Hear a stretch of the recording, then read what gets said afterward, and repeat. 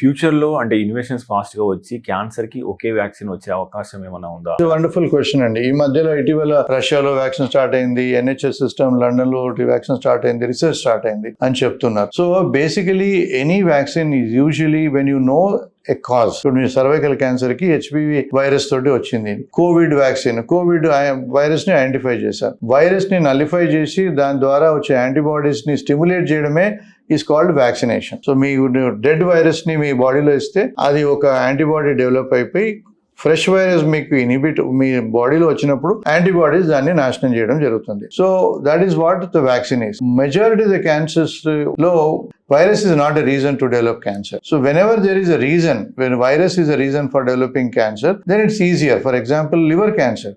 HBsAg vaccination is done because we know that it is caused by virus. So similarly, cervical cancer. There is no other cancer which is presently known to cause viruses. We have nasopharyngeal cancers also cause EBV virus. We haven't got the virus for vaccine for it.